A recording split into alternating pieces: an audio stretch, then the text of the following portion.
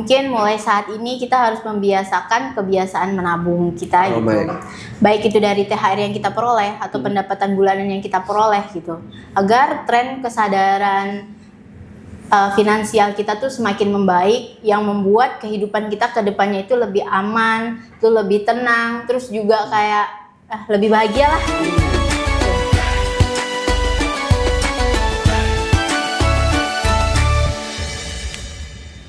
Assalamualaikum warahmatullahi wabarakatuh. Jumpa lagi bersama saya Azam dalam podcast Takjil, Tanya Kreatif Jadi Ilmu. Ya, Sobat JMA, sebentar lagi menjelang Lebaran. Menjelang Lebaran berarti THR akan tiba. Kalau ngomongin THR, pasti momen-momen yang paling ditunggu pastinya. Ada yang langsung kepikiran beli baju baru, ada yang belanja, bahkan ada yang rencana untuk investasi nih karena uangnya berlebih. Tapi tidak sedikit uang THR-nya cepat habis. Ngerasanya kok duit segini THR harusnya masih ada, udah habis aja. Padahal kalau dikelola dengan strategi yang tepat, THR bisa jadi untuk memperbaiki kondisi keuangan kita. Bukan cuma jangka pendek, tapi jangka panjang. Nah, episode kali ini kita akan ngobrol nih dengan orang yang selalu ngurusin tentang investasi. Jadi kita mau tanya nih, ngobrol-ngobrol santai dengan tema strategi mengolah THR dengan bijak. Ya, kita bersama dengan Mbak Nurul. Ya. Halo, assalamualaikum Mbak Nurul. Waalaikumsalam warahmatullahi wabarakatuh. Apa kabar Mbak Nurul? Alhamdulillah sehat, kabar baik. Assalamualaikum, gimana kabarnya? Alhamdulillah. Udah cair belum THR-nya? Lagi menunggu hilal. Gimana, lancar puasanya Mbak Nurul? Alhamdulillah ya. Lancar. Ini bentar lagi ya. Kalau THR itu ya setahun sekali kita ditunggu-tunggu sama teman-teman yang kerja terima THR ya Mbak Nurul. Pastinya tuh. Ya tadi kan kemarin saya udah ngobrol Mbak Nurul sama Mbak Nisrina yang ngurusin keuangan tuh. Kalau di bulan puasa ini biasanya tuh pengeluaran tuh banyak Mbak Nurul. Iya kan? Ya pastilah bubar ya satunya. Nah, ini bentar lagi misalnya teman-teman yang terima THR tuh akan terima duit lagi. Nah, ini kita mau tanya-tanya nih sih sama Mbak Nurul nih. Banyak kan gini Mbak Nurul, teman-teman yang THR bulan langsung habis untuk belanja kebutuhan, misalnya beli baju, beli ini, nggak ada sisa sama sekali. Itu menurut Mbak Nurul wajar nggak sih kalau kayak gitu? Kalau kita lihat dari kebiasaan orang-orang Indonesia ya, Iya. ya kan mayoritasnya Muslim, otomatis hari raya itu kayak hari besarnya gitu ya. Iya. Sebenarnya umum ya, wajar juga sih untuk menghabiskan uang THR kita gitu. Iya. Tapi euforia Lebaran ini sebenarnya tuh banyak membuat orang tuh cenderung impulsif gitu. Makanya itu walaupun kita pengeluaran tadi saya bilang wajar nih menghabiskan uang THR, tapi perlu banget kita kontrol pengeluarannya. Kita sortir apa aja kebutuhan kita gitu. Berarti harus kita kontrol ya. Iya, harus kita kontrol dengan Biar baik. dia Gitu. kemana-mana ini THR. Kadang kalau misalnya kita nggak kontrol nih, misalnya kan sebenarnya tuh kita, kalau menurut aku pribadi ya, kebiasaan aku pribadi gitu, misalnya dapat uang berapa gitu, itu tuh harus dibuatkan gitu, kebutuhan apa aja ya mau aku beli gitu, biar dia tuh nggak kayak kalau kita nggak bikin anggaran nih, misalnya ada misalnya Nurul udah bikin anggaran dengan orang yang nggak punya bikin anggaran gitu ya, dia masuk misalnya THR-nya 5 juta gitu kan, udah terinci tuh apa aja yang mau dibeli dan jelas tuh masih ada sisa segini gitu. Sedangkan kalau yang dia nggak membuat anggarannya gitu, biasanya ya udahlah mumpung ada duit, yang ngalir aja gitu itu, ya. Pas tiba-tiba habis nih. Iya, habis ujungnya kan, makanya harus itu punya perencanaan berarti ya. Harus kita kontrol banget itu. Kalau ada perencanaan yang baik itu ya yang tadi dibilang tiba-tiba habis, akhirnya kita harus cari lagi di depannya sebulan ke depan bahkan. Nah, itu tadi ngomong-ngomong pengelolaan Mbak Nurul. Pengelolaan yang baik kayak gimana Mbak Nurul? Ada proporsinya enggak? Oh, tips ya? Iya.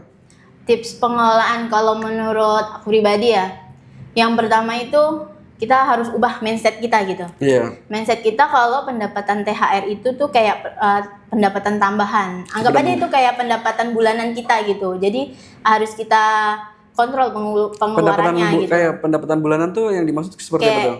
Gaji, Iya, gaji itu. atau pendapatan usaha yang lainnya kan ada yang kerja tapi dia punya usaha gitu kan semuanya bisa kita kontrol tuh dalam jadi pendapatan dalam 1 bulan gitu. Nah anggap aja THR ini juga sebagai gaji gitu. Jadi kita nggak berpikir kalau pendapatan THR ini itu sebagai pendapatan tambahan yang sesuka kita habiskan gitu. Oh, berarti harus ada apa untuk ini juga. Ya, yang kedua tuh kalau aku biasanya itu mengatur keuangan atau manajemen keuangan. Caranya kayak mana? Yang pertama itu membuat budget.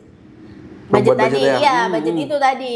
Kayak misalnya kita dapat THR, gaji, terus pendapatan lainnya misalnya gitu kan. Kita buat tuh budgetnya. Itu bisa seminggu atau sebulan sebelum kita bisa bikin budget itu. Bisa. Atau enggak pas uangnya keluar kita baru bikin budgetnya, nggak apa-apa. Kita sesuaikan dengan uang yang kita peroleh. Oh iya, dapat berapa nih kita alokasikan mana ya. Iya.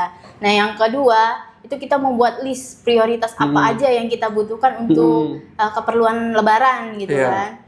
Kan kadang kalau misalnya kita nggak buat list nih ya, bisa kayak ya udahlah impulsif gitu pikirannya gitu kan. Ya udah beli aja. Apalagi pas momen-momen lebaran ini banyak banget diskon. Barang-barang semua kayaknya hampir semua diskon ya. Nah, kadang kalau padahal harga aslinya juga segitu. Padahal tuh kalau misalnya kita buat jadi tuh yang list-list keperluan kita, misalnya tiket mudik, terus baju lebaran, terus perlu kayaknya sepatu aku udah rusak, beli sepatu. Kita list semua keperluan kita selama untuk lebaran itu. Nah setelah kita buat list, kemudian kita juga nggak lupa nih, kita menyisihkan sebagian uangnya itu untuk ditabung gitu. Biasanya tuh bisa sekitar antara 20-30% dana yang kita tabung dari THR yang kita peroleh. 20-30% dari THR yang kita peroleh. Tapi bisa aja sih tergantung kemampuan masing-masing orang gitu ya. Kan makanya tadi tuh yang penting tuh membuat budget, terus membuat list keperluan kita apa, terus kan akan terlihat tuh, dananya sisa segini gitu, berapa persen. Mungkin sisanya dari setelah dia buat list keperluan lebaran, misal sisa 5% atau sisa 10%, itu bisa dialokasikan sebagai dana tabungan. Terus kalau lebih baik lagi nih, kalau misalnya dia juga menyisihkan untuk dana investasinya di awal gitu. Jadi misalnya kalau aku pribadi tuh biasanya dapat uang nih.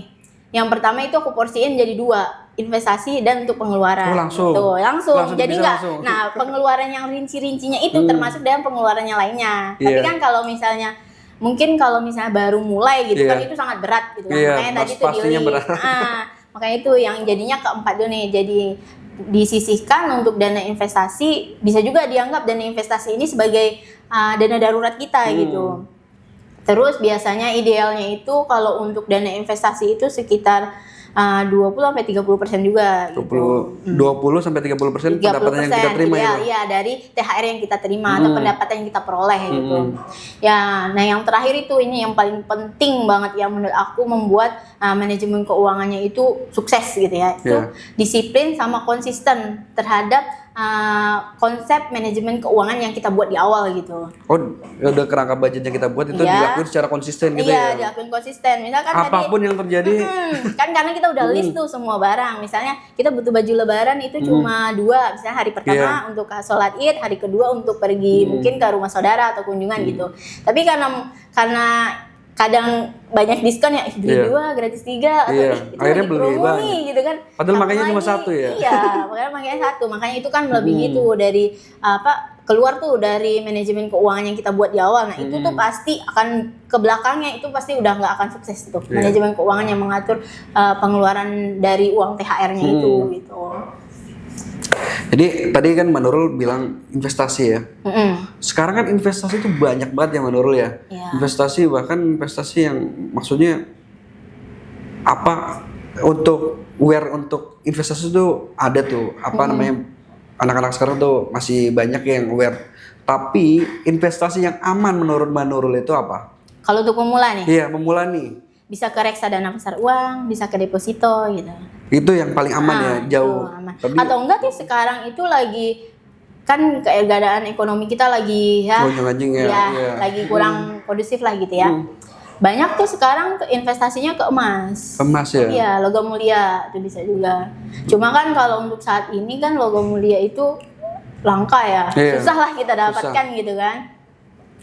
Itu bisa caranya kalau misalnya kita beli emas misalnya pengen targetnya itu 5 gram gitu. Iya. Tapi kan kalau 5 gram dengan alokasi kita THR kita kan 1 kali gaji ya. Iya. Atau anggap aja lah itu pendapatan bulanan kita lah. Misalnya 6 juta gitu kan. Iya. Tapi kan kalau kita beli sekarang kayak 5 gram, segramnya aja sekarang udah sekitar 3 jutaan gitu ya. 3 Iya. juta kali 5 kan udah 15 jutaan gitu kan.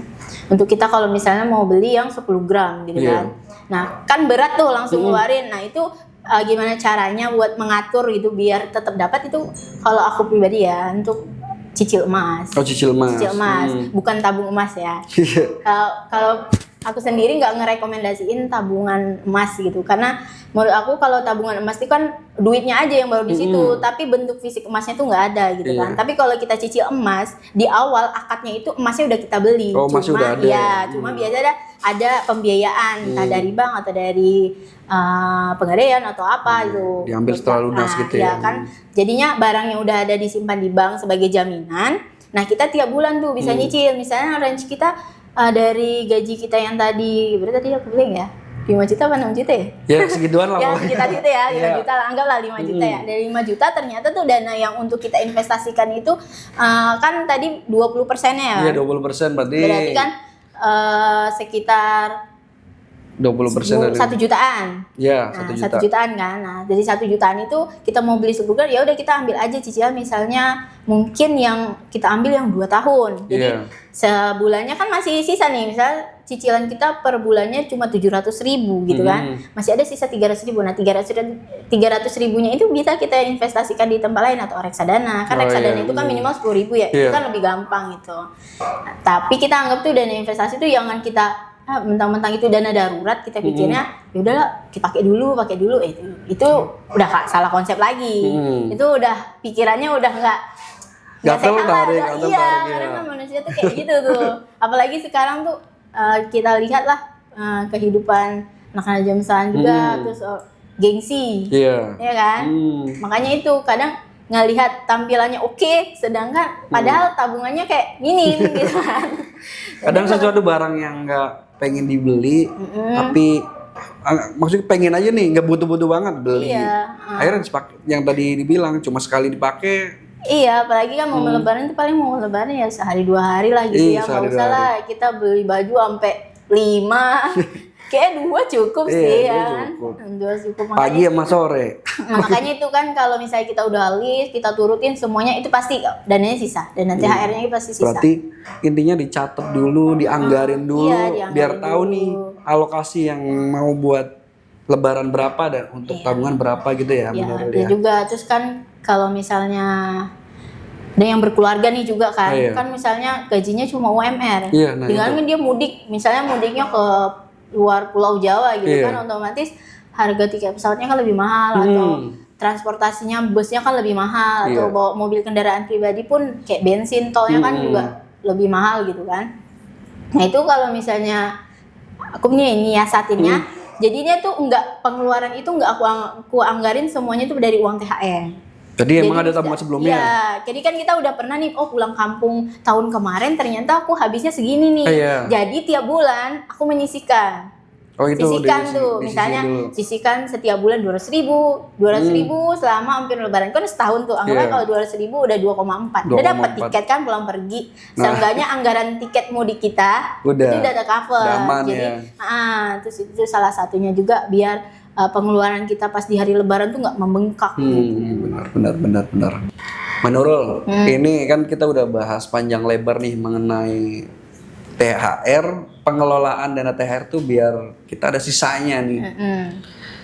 Mungkin Mbak Nurul punya pesan atau apa saran untuk sobat JMA di luar sana bagaimana mengelola THR dengan baik? Atau ya lebih spesifik bukan cuma THR tapi lebih global lagi pendapatan yang mereka terima begitu.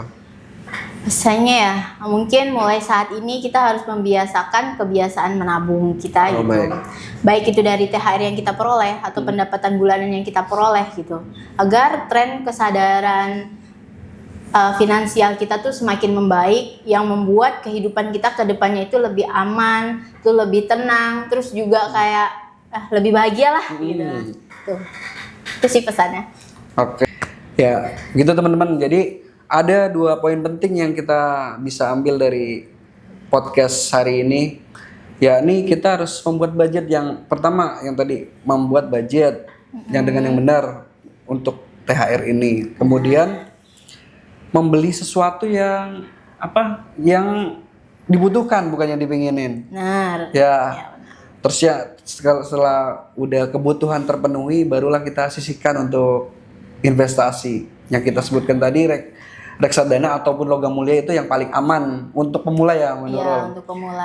Mungkin kalau misalnya kedepannya kalau teman-teman sobat JMA udah pintar mungkin bisa beralih. Iya. Yang penting 20-30% kita sisihin untuk investasi. Benar. Gitu ya? Idealnya ya itu, Iya. idealnya. Gitu. Ya, terima kasih. Wassalamualaikum warahmatullahi wabarakatuh.